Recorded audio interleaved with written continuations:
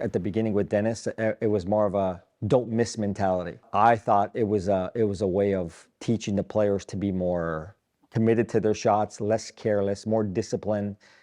But I also, throughout my career, and not just Denis, but like in the past, 15 years, I've realized that it also puts fear in a player. And if players train with fear, well, then it goes against them playing fearless.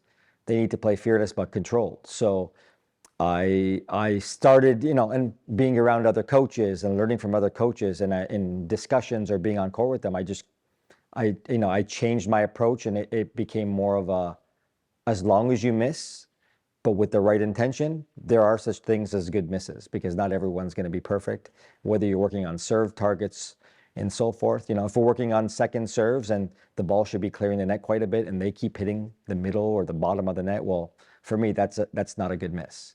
If they're hitting serve targets and they're missing by a meter, that's not a good miss. They need to be more pinpoint, more selective, more controlled. So I now really try to use the language of good miss when I see they're going for the right shot and it's going specifically pretty close to the area, the target. Okay, good miss. You had a lot of good misses. There is such a thing as good misses, and to everybody, I believe that if the player is going for the proper quality serve without fear and they're going for it, I think anything close and around is a good serve. They were all very, very close. You're working your target. So yesterday with Danny, we were working on, again, target serving and targets in the box, and we had those yellow sticks outside the target. And I mean, right off the bat, I can see that his mentality was right and he was confident going for it. Everything was within a foot of the target, basically. So, and with net clearance, a good heaviness to the ball, and the ball was really moving away from the court. I knew he was in a mental mode going for it his way, but it wasn't a careless way of going for it. Yesterday specifically was much better. It doesn't happen like that all the time, but normally I'd be a guy that's negative, saying, hey, you're missing too much.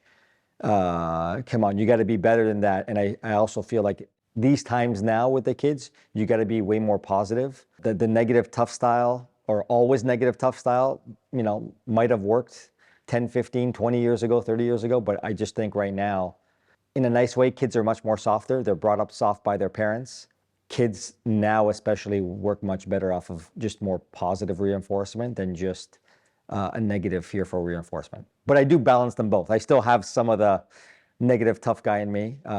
Some people think I'm too negative, but it's a balance, and I'm still trying to be better and evolve myself. Again, very good misses. There's a big deal about good misses. If you're missing the right way,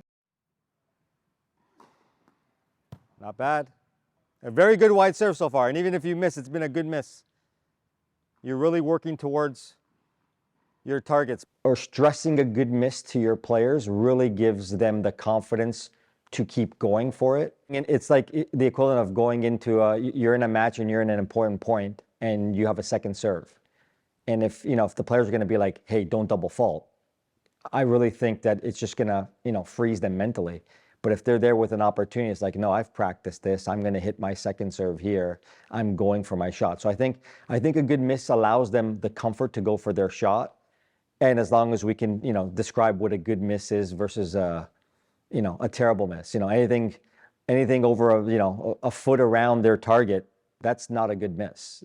If they're serving, they should be able to pinpoint at least within a foot around their target, and then they know, and they become more professional at what they must bring when they go for their shots.